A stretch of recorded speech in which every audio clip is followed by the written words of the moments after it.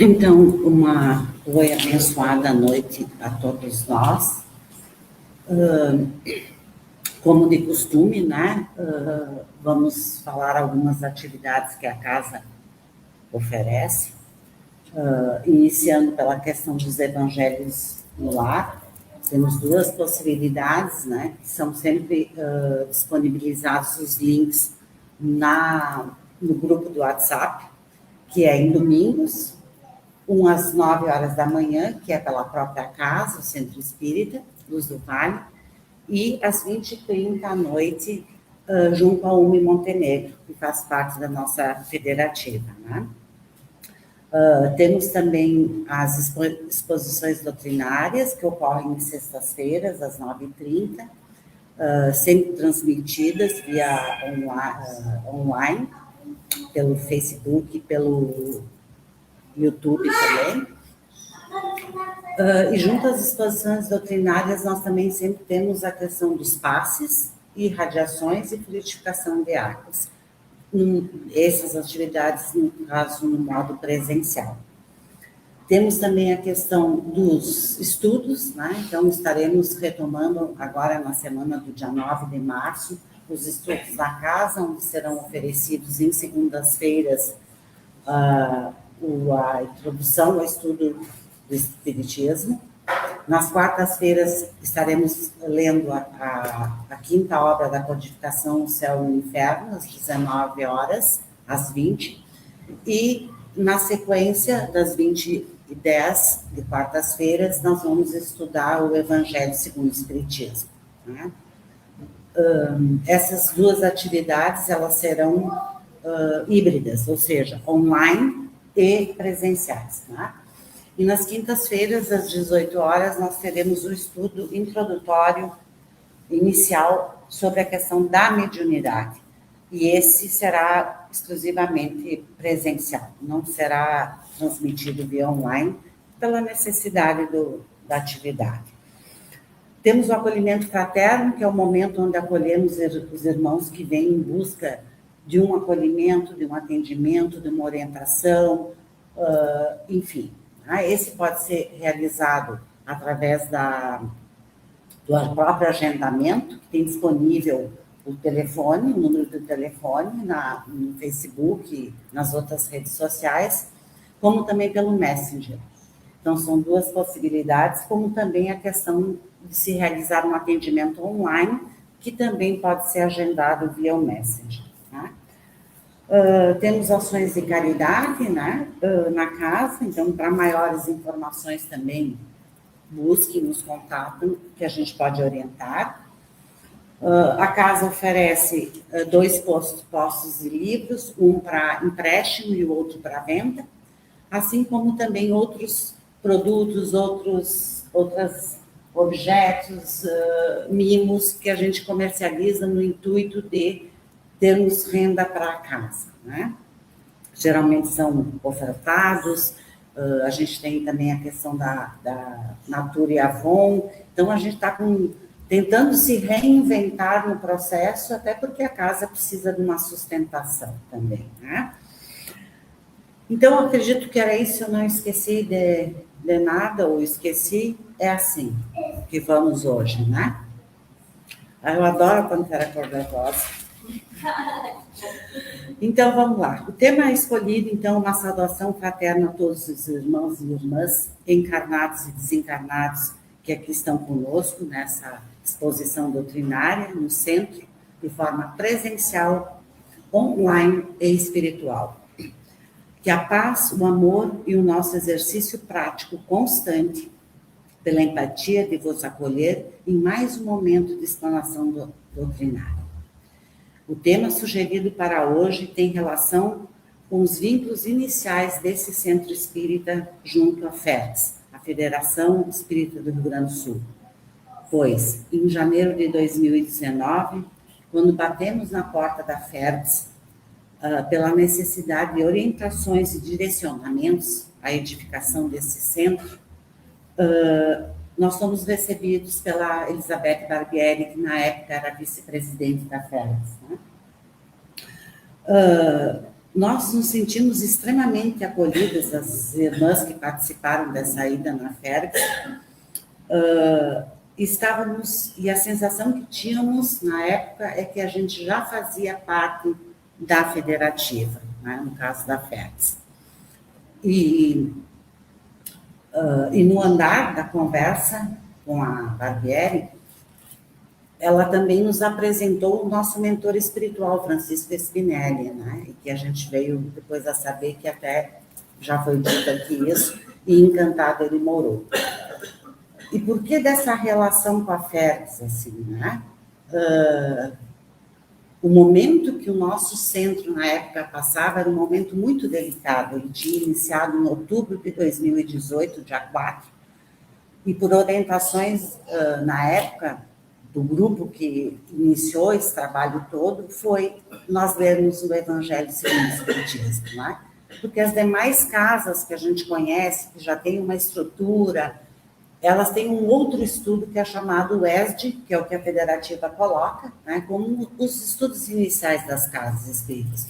Só que a nossa casa ela estava iniciando, se julgou na época que o Evangelho segundo o Espiritismo seria uma excelente opção, né? E isso foi confirmado pela Barbieri. Ela disse que nós não poderíamos ter escolhido o melhor livro do momento da formação da casa, muito porque o Evangelho segundo o Espiritismo, ele é um livro evangelizador, né? Então, que nós precisaríamos, de fato, estar seguindo com essa leitura. E que iria nos colocar em contato com a Umi Montenegro, que era essa, da qual nós pertencemos, né? Então, ela disse, sua orientação né, foi dar-nos sequência ao estudo, pois a obra tem um significado e conteúdo para a evangelização das almas envolvidas na construção de uma casa, de um centro espírita. Pois os irmãos e irmãs envolvidos nessa caminhada necessitam proximidades nos pensamentos, nas condutas, nas questões morais e em desafios a serem trabalhados na seara do Mestre Jesus Cristo. As palavras dela, vamos dizer que foi mais ou menos isso, porque eu não consigo lembrar de cabeça, mas foi essa a mensagem que ela nos deu. E além de que, né, naquele momento, quando ela nos apresenta o Spinelli como sendo o nosso mentor espiritual, ela diz, um irmão de caminhada na evangelização das almas, que tem como significado, né, que ele foi um homem que ele fez caravanas e caravanas por todo, não só o Rio Grande do Sul, mas chegando a São Paulo e outras localidades, sempre levando a questão do evangelho consigo, né? Então, essa foi, assim, a conexão que eu fiz na questão da federativa, né? Eu acho que é muito importante. E aí, quando a gente vai falar da evangelização de almas, a gente precisa ter como significado o processo de despertar, o educar e transformar o espírito à luz dos ensinamentos de Jesus. Então, o que eu vou apresentar, eu fiz uma relação com a questão do Evangelho segundo o Espiritismo, terapêutica da alma, e um link com a Joana de Ângeles, né? Joana de Ângeles foi uma das mentoras espirituais do Divaldo Franco, e desde a sua juventude ela já se apresentava para o Divaldo, e na década de 80 ela lançou uma série de livros psicografados por Divaldo, que se chama a série psicológica de Joana de Ângeles, baseada na doutrina dos espíritos, com link em Jung, Freud e outros escritores e pensadores da questão da psicologia da psicanálise, né? Então, vamos lá, né? A evangelização de almas é uma expressão muito utilizada no contexto cristão, especialmente no meio espírita. Seu significado vai além de simples ensinar conteúdos religiosos. Evangelizar significa anunciar e viver o evangelho, a boa nova trazida por Jesus Cristo. Já almas refere-se ao espírito imortal, essência divina que está temporariamente encarnada, né? Então, hoje, eu estou aqui nessa encarnação, como Tatiana Conceição Sangalli, trabalhadora do Luiz do Vale, e tantas outras cositas, né? Então, estou hoje aqui nessa condição. Portanto, evangelização de almas é o processo de despertar, educar, ressignificar e transformar o espírito à luz dos ensinamentos de Jesus, como eu já tinha colocado. No contexto espírita, a luz do Evangelho segundo o Espiritismo diz: evangelizar não é converter, mas esclarecer, consolar e transformar moralmente. Envolve educação moral e espiritual, desenvolvimento das virtudes, o amor, a caridade, o perdão e a humildade. Autoconhecimento, a famosa fala, reforma íntima. Evangelizar é auxiliar o espírito a recordar sua natureza divina e sua responsabilidade evolutiva. Aí, quando nós vamos para a dimensão psicoeducativa, que refere aí a Joana de Ângeles, ela diz: podemos compreender a evangelização como um processo de educação emocional e ética, um convite à autorresponsabilidade, um caminho terapêutico da alma, e ela não impõe, ela inspira, não julga, mas orienta. Não ameaça, mas esclarece. Então, na dimensão psicoeducativa de Joana de Ângeles, a evangelização de almas é educar o espírito para amar melhor, agir com consciência e evoluir moralmente, emocionalmente, espiritualmente, iluminando a vida com os valores, princípios e com a conduta vivida pelo Cristo. O Evangelho, à luz do Espiritismo, não é apenas um texto religioso, né? E nesse sentido, a gente tem alguns alertas, né? O Jorge Elahá, ele coloca que é chegado o tempo, e já faz algum tempo que é chegado, que nós temos que tirar aquele Jesus que está lá crucificado e trazer ele aqui para o nosso lado. Que o lugar que nós precisamos estar com ele é no lado a lado. Então, isso seria uma descrucificação do Cristo para entender a importância do nosso convívio com os ensinamentos dele, né? Então, voltando para Joana de Ângeles, né? É instrumento de reorganização e ressignificação interior, a nossa evangelização. É a terapêutica da alma. O que significa a terapêutica da alma? Integrar evangelização de almas com a psicologia espírita é compreender que educar o espírito é também cuidar da estrutura emocional e psíquica do ser imortal. Então, não é só uma questão de uma evangelização, né? Mera, assim, só pelo cunho religioso, se assim pudermos dizer, mas nós temos que olhar o que implica as questões psicológicas, psíquicas de nós enquanto ser imortal, né? Na visão de Allan Kardec, o espírito é um ser em evolução moral e intelectual. Já a psicologia espírita, desenvolvida, no caso pela Joana de Ângeles, ela aprofunda essa compreensão, mostrando que muitos conflitos emocionais têm raízes, né, no espírito imortal e suas experiências reencarnatórias, né? E quando eles trabalham nisso, eles falam muito aqui apegado à questão do que Freud fala do inconsciente, né? Porque o inconsciente é o que está esquecido, seja desta encarnação ou de outras encarnações anteriores, né?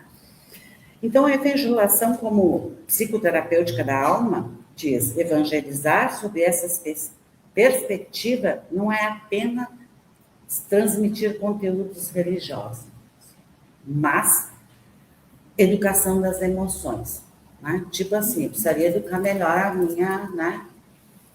As minhas emoções, né? Quando chega aqui na frente, ter a responsabilidade de falar, a gente começa a ficar meio, né, atropelando. Então, vamos lá. O que seria educar? Essa educação das emoções. O Evangelho funciona como instrumento de regulamentação emocional, desenvolvimento da empatia, e aqui é um ponto muito importante, né? Porque quando a gente fala na questão do desenvolvimento da nossa empatia, nós só conseguimos acolher as nossas emoções, né? E acolher o próximo, se nós conseguirmos ter empatias com as nossas próprias emoções, né? Hoje nós temos trabalhado muito com grupos terapêuticos, e isso a Dinamarca está fazendo com um exímio investimento, né?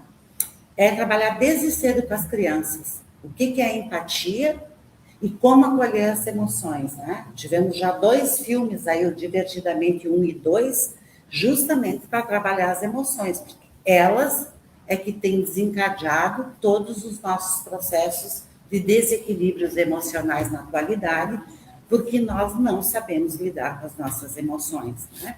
A gente só tenta controlar elas. E o que está no controle tem tendência a descontrolar, né? Então, a gente precisa aprender a acolher as nossas emoções, que aí, se soubermos acolher, nós saberemos lidar com as emoções, né? Fala na questão da superação do egoísmo, né? Porque se eu sou egoísta, eu não consigo enxergar além de mim, e isso dificulta consideravelmente a nossa interlocução com o outro, né? Com as demais pessoas. A construção de uma autoestima saudável, né? E o ensinamento de Jesus atua como reorganizador psíquico, favorecendo o equilíbrio interior. Então, a chamada reforma, na reforma íntima, né, como processo psicológico, a chamada reforma íntima pode ser entendida como? Aí nós vamos falar de reforma íntima. Nós falamos de educação das emoções, agora da reforma íntima, né? Que diz o quê? Que nós precisamos ter a revisão de crenças disfuncionais, né? Ou seja, todos nós temos as nossas crenças em algo, e que muitas vezes isso não está funcional, está, de fato, nos trazendo muita disfunção, porque nós não conseguimos superar crenças que, às vezes, ou na maioria das vezes, quando provocam desequilíbrio, são crenças limitantes que a gente chama, né? Então, eu fico naquela eterna repetição das coisas que eu estou vivendo, né? A transformação de padrões de comportamento repetitivos, que está ligado à questão das crenças, muitas vezes eu vou repetindo a vida inteira comportamentos. Quando a gente faz uma boa análise do nosso viver, a gente observa que muitas vezes comportamentos nossos da infância, eles vão se repetindo muitas vezes até a idade adulta, se nós não fizermos uma recauchutagem, vamos dizer assim, né? Não dermos um ressignificado para isso. E aqui eu não estou falando das crenças boas, né? Que essas a gente tem que mais ir para inúmeras outras reencarnações com essas crenças boas, saudáveis. Eu estou falando das crenças limitantes, né? E aí depois ele traz, então, a ressignificação também de dores e traumas, né? Porque se eu não consigo me libertar do meu trauma, eu tenho que, no mínimo, tentar ressignificá-lo, assim como a dor, né? Porque muitas dores a gente carrega a vida inteira. Agora, a relação que eu vou fazer com isso, qual é o significado ou ressignificado que eu vou dar, representa a minha maturidade emocional no processo de vivência, né?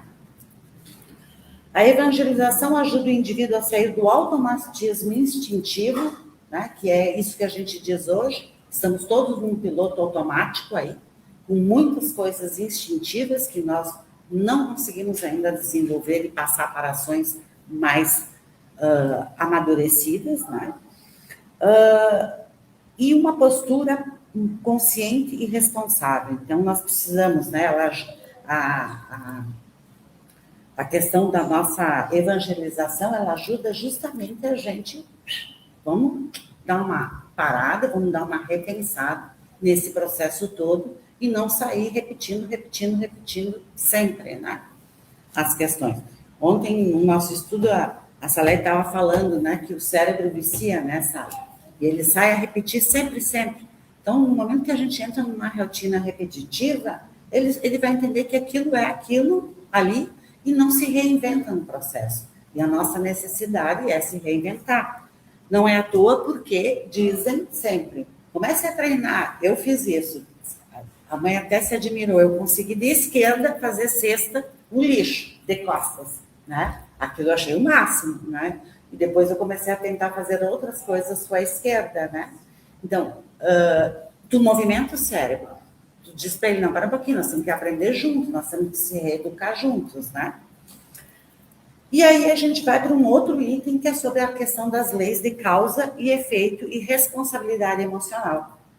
Que vem a ser o quê, né? São as compreensões das leis espirituais que nos auxiliam no nosso desenvolvimento de autorresponsabilidade, de maturidade emocional e capacidade de aprendizado diante das provas. Né? E aí, então, evangelizar as almas à luz da psicologia espírita é promover a educação moral como um processo de saúde mental e evolução espiritual. É compreender que o evangelho é terapia preventiva. A caridade é exercício da expansão afetiva. O perdão, ele é liberdade psíquica, libertação psíquica. E o autoconhecimento é o caminho de iluminação interior. Então, às vezes, a gente está pensando, né? Vou fazer caridade para o outro. Né? Não é bem assim, né? Né, Alice? Buenos. E aí vamos pensar, quando é que falado isso assim, pensar um pouquinho, quando é que a nossa alma adoece, né? Quando é que nós adoecemos? Quando a gente vive em uma culpa excessiva, quando a gente alimenta ressentimentos que nos travam e não deixam a gente ir, porque a gente fica tão ressentido, que não consegue nem perdoar e nem ir à frente. Quando a gente sustenta muito o orgulho e o egoísmo, que são as duas chagas, né, que a doutrina dos espíritos mais trabalha e de que a nossa humanidade hoje está extremamente carente, né, que é a questão essa do orgulho e do egoísmo. Quando perde o sentido da vida, resiste às experiências inevitáveis, né? Então, quando a gente não tem um sentido para aquilo que a gente está se propondo no aqui e agora, né, hoje, muitas vezes a vida, de fato, perde o sentido, porque aí a gente fica como um barco à deriva, né? E resistente às experiências inevitáveis, né? Gente, a vida é isso aí, né? A gente precisa encarar e vivê-la. Se a gente não conseguir acolher e viver aquilo que está batendo na nossa porta, a gente vai ficar lutando contra as coisas que estão postas para nós, né? E que, vamos lembrar, nós mesmos escolhemos antes de reencarnar. Então, vamos assumir, vamos enfrentar isso com mais coragem, com humildade, né? Para que a gente possa passar. Como é que o Evangelho atua como terapia, né? E por quê? Porque ele esclarece a causa do sofrimento, né? Se nós fizermos o nosso trabalho, né, de entendimento, de percepção, de autoconhecimento, a gente vai conseguindo entender por que certas coisas nos causam sofrimento. Ele ensina a responsabilidade sem culpa destrutiva. Ele desenvolve a esperança em nós, né? Pedis e obtereis. Ele orienta a transformação gradual. Né? Então, isso tudo, quando a gente pensa da visão espírita, somos em evolução e não somos seres condenados, né?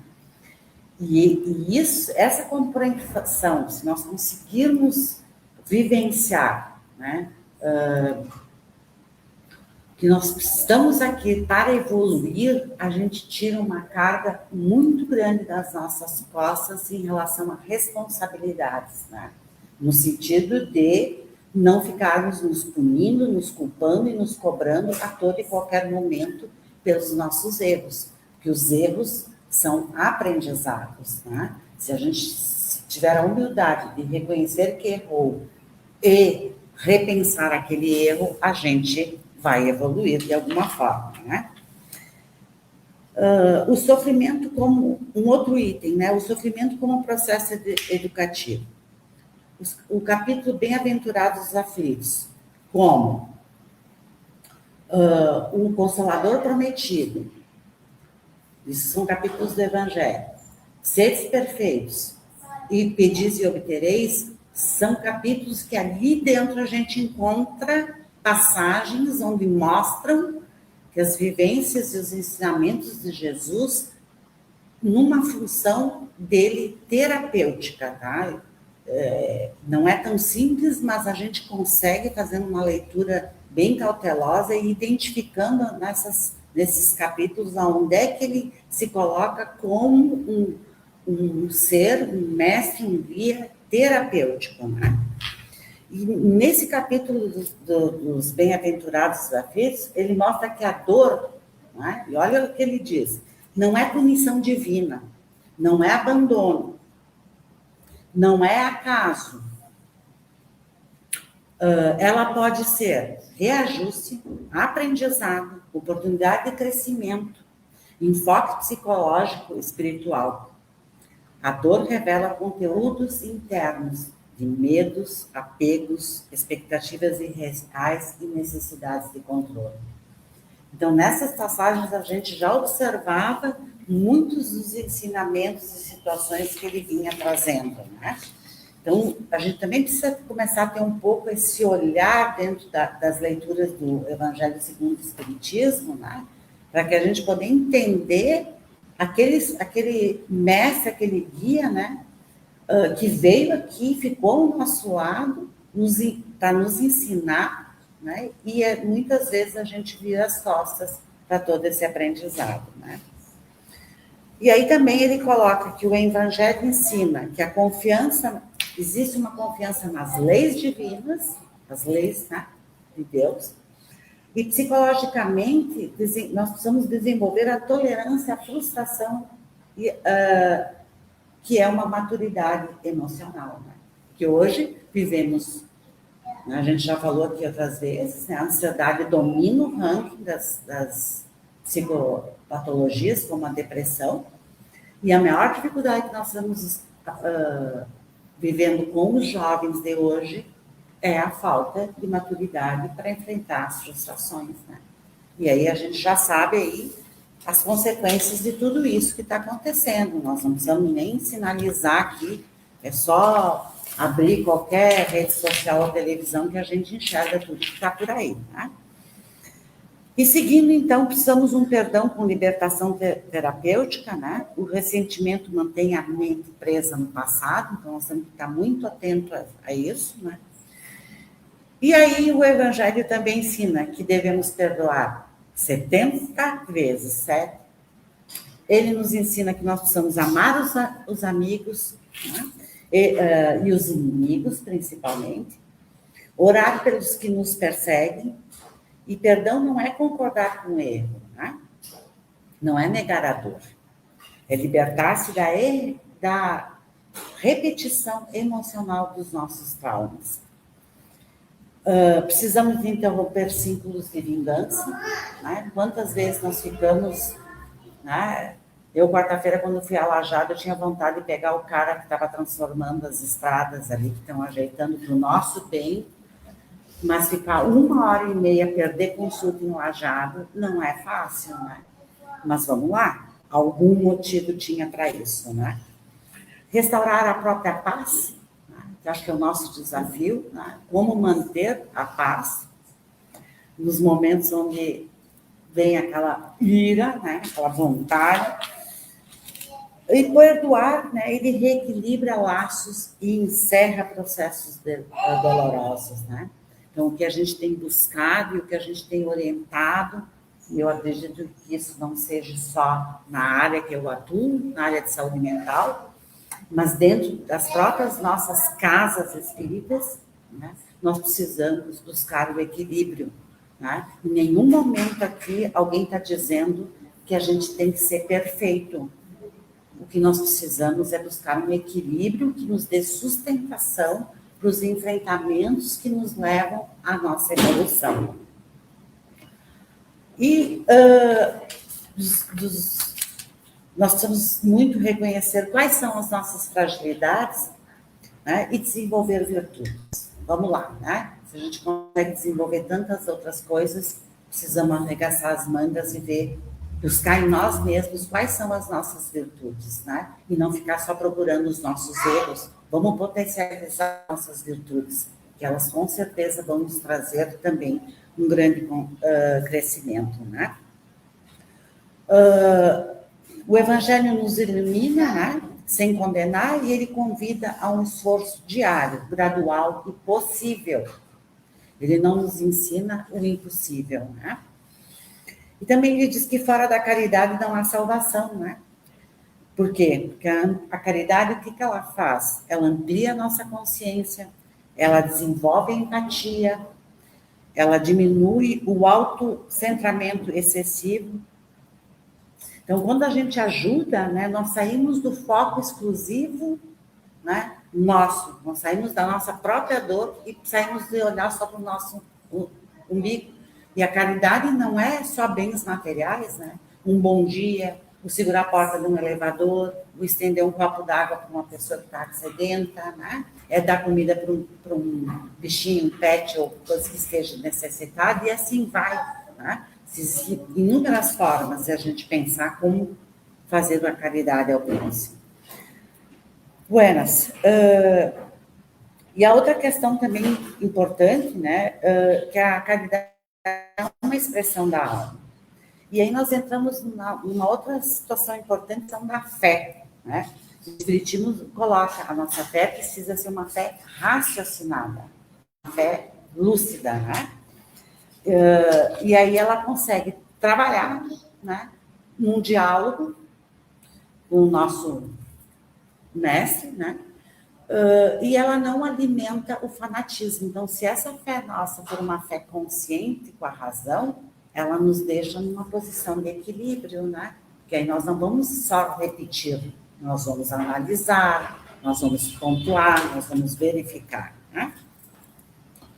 Então, o Evangelho, ele não elimina todas as dores, mas ele ensina a transformar em degraus de crescimento. Então, a psicologia espírita, proposta por Joana de Ângeles, dialoga profundamente com o Evangelho segundo o Espiritismo, ao compreender o Evangelho como um instrumento de transformação psíquica e moral do espírito imortal. Enquanto Kardec, ele organiza os ensinamentos de Jesus sob a ótica das leis espirituais e da evolução moral. E a Joana aprofunda essa proposta, mostrando que os conflitos emocionais, tipo ansiedade, culpa, orgulho, né, eles são expressões de imaturidade do espírito em processo evolutivo, né?